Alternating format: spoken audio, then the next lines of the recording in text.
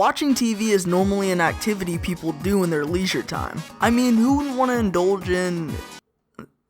I mean, there's good shows out there. Alright, look, I just don't watch that much TV anymore, okay? It's a different time. There's streaming services now. Like, why would I even want to watch f***ing TV anymore, okay? Give me a break. Now, some of the most popular channels in which you've probably heard of: NBC, CBS, Nickelodeon, Cartoon Network, you know, all the channels like that. Now, out of the thousands of channels on TV across the world, there's one that you've probably heard of, and that is today's topic, which is TLC. TLC was established in the United States in 1980 under its parent company, Warner Bros. And not only is it known for attracting literally every commentary channel under the sun, but it's also earned a reputation for having some really weird content, and that is somewhat connected to what the topic of this video is. And mainly it's very weird shows. And no, I will not be talking about every TLC show, because from what I've counted, there are over 150 shows on TLC. I will, however, be covering the most popular and the most watched. I guess you could say we're finding where the downfall of TLC was, but like my friend told me, there can never be a downfall if it was never good to begin with. So make sure to keep that in mind for this video, okay? Oh, and by the way, only a small okay, I won't do it, I'm going.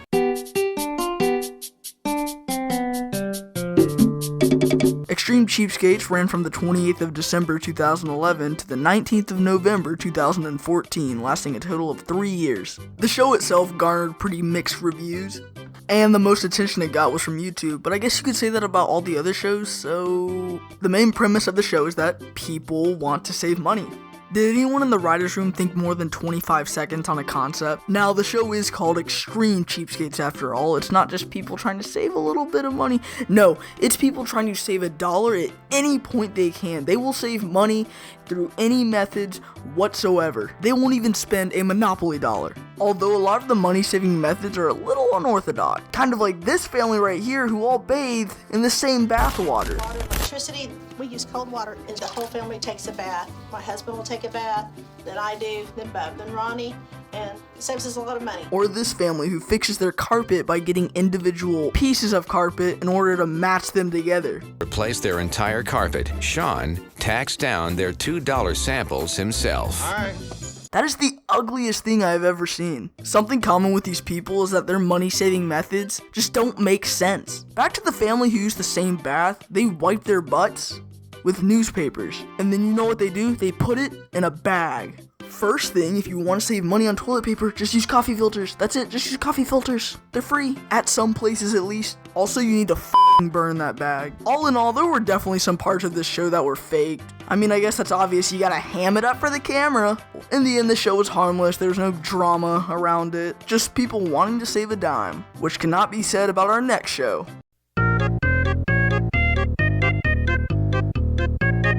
Toddlers and Tiaras ran from January 27, 2009 to November 23, 2016. Lasting 7 years, there were a total of 7 seasons with 120 episodes. And let's just say the reviews were pretty awful.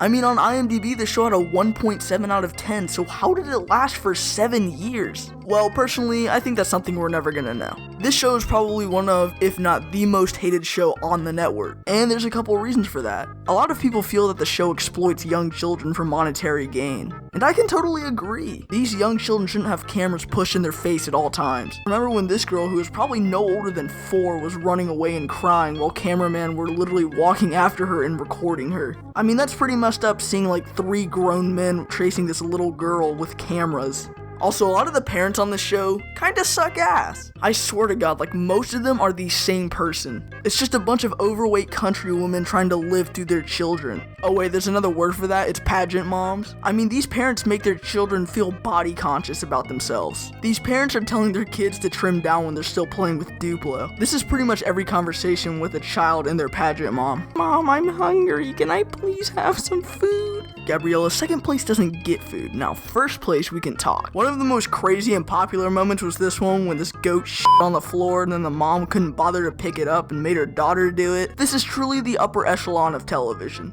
All in all, was this show good? Nope, and I 100% agree with the ratings. Now, did it keep me entertained at some points? Yeah, it did. But this show also made me question the morals of the people who created it. And my guess is that they don't have morals. Moving on.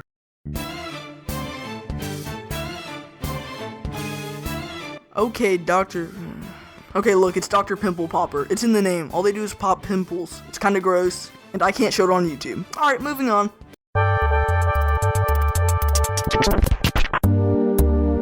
The Seven Little Johnsons first aired on the 31st of March 2015, and the show is still going. Somehow it has a total of 12 seasons, being accompanied by 103 episodes. To be fair, it has pretty good reviews, having a 6.9 out of 10 on IMDb. Actually one of the more respected TV shows on the network.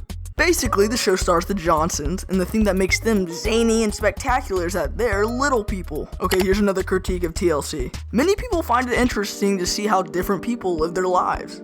Curiosity is just simple human nature, but so many of these shows just focuses on one aspect of the person, and most of the time it's their physical appearance. And yes, it can be cool to see how different people live their lives, but after a while it just loses its wow factor. The show just quickly becomes Seven Johnsons, and then the premise becomes, wow, look how wacky and different our family is, oh my god, and then it starts to blend in with all the other reality TV shows that star a family. I'm not saying that they're necessarily not entertaining, but the show itself just feels kinda samey. I mean, there's literally another show on the network called Our Little Family. I mean, what's the point of making the same show twice? Because if you've seen one, you've seen them all. This is nothing against the family, by the way. They're probably nice people. This is just more of a critique of the show itself. Actually, more like a critique of the network.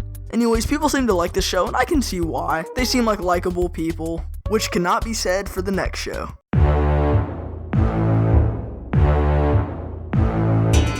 My 600-Pound Life first aired on February 1st, 2012, and is still going to this day. It has a total of 10 seasons with 134 episodes, and I would say this is what TLC is most known for. So the premise of the show is that these people are obese. That's it. Basically, their defining characteristic is that they're shaped like a circle. Now, I don't know what it is, but TLC has an infatuation with overweight people. There are countless other shows with the exact same premise. I mean, I seriously don't get it. It makes sense if each show had a different story, but all of them are the exact same. It stars people who are overweight and we see them go through their weight loss journey.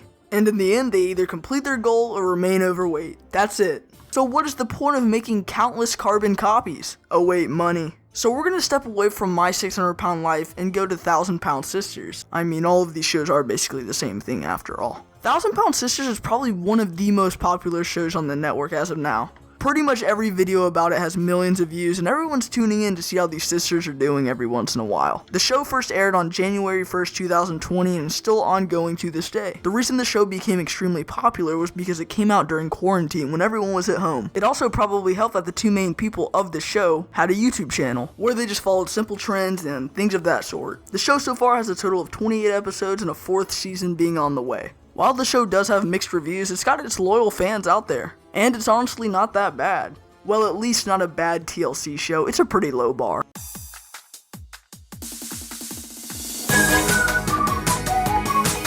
Honey Boo Boo was released on the 8th of August 2012 and ended on the 14th of August 2014. It had a total of 2 seasons with 55 episodes. And I would say this is the TLC show with the most publicity surrounding it. The show actually has pretty awful reviews, and that kind of goes against why the show was made. You see, the main character of Honey Boo Boo, her name is actually Alana, was on Toddlers and Tiaras. But apparently everyone who saw that episode really liked her, and her bombastic energy. This gave TLC the idea to make a show completely about her, and her wacky and different and crazy family. Wow, hijinks are sure gonna ensue in this one. And yeah, this show is shit. I know, blasphemy, a TLC show isn't good. I mean, this is literally just another family reality TV show. There's nothing special about it. I mean, oh wow, Honey Boo Boo's so funny. She did, wow, this is great. And oh, how can we not forget about the most famous concoction on the show, Go-Go Juice. Filled with Red Bull, Monster Energy, and probably an ounce of cocaine. A 6-year-old should definitely be able to drink this. Anyways, the most popular part about the show wasn't even the show itself, it was the publicity surrounding it. Cutting to the chase, June Shannon, the mother, Mama June, was currently dating a man with a criminal past. The reason I say this is because the allegations put on him by the eldest daughter, Anna, were pretty heavy allegations. And this drama is what canceled the show. But this is definitely not the last time we'd see these people. In fact, there was a spin-off show of Honey Boo Boo starring Mama June. It started on February 24th, 2017 and is still going to this day 5 years on. And it also stars Honey Boo Boo So in my opinion, it's basically just Honey Boo Boo Part 2. Like, it feels the exact same as the first show. It's just that they live in a nicer house now.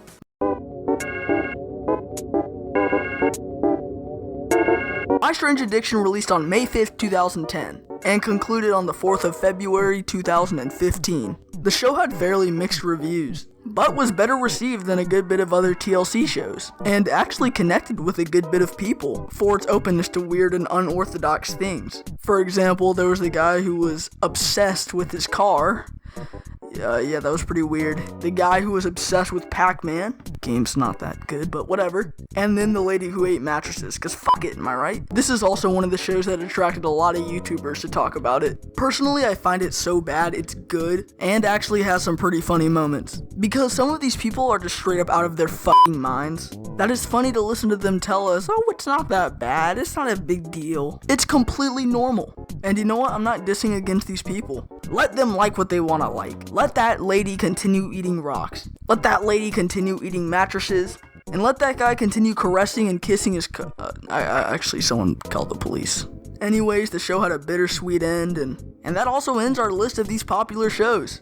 I would say it talked about most of the popular shows. I know I'm missing out 90 Day Fiancé, but that show is an entire other can of worms that I don't feel like getting into. Okay, so after looking at the TLC shows and seeing how they did on the network, it doesn't look that great. Most of, if not all of the shows had mediocre to bad reviews, which is not a good sign. I think that also proves that a lot of people don't like TLC. It pretty much represents everything wrong with reality TV. Repetitive storylines, repetitive shows, said shows just not being funny, like at all. Okay, there are some good ones. And overall, TLC just kind of represents the worst aspects of television. Despite TLC's low ratings, I don't think it's going anywhere anytime soon. Since TV's kind of run its course and is fizzling out, TLC is being seen by a whole new generation because of these YouTubers reacting to it, and the clips TLC uploads themselves. The TLC channel currently has over 7.3 million subscribers, with its most popular video sitting at 120 million views. That is nothing to scoff at. So basically what I'm saying is that TLC will never go away. And also, it's not the learning channel. Watching TLC will cost you a couple of IQ points. In fact, I say we change what it means. The learning channel, more like the loser channel.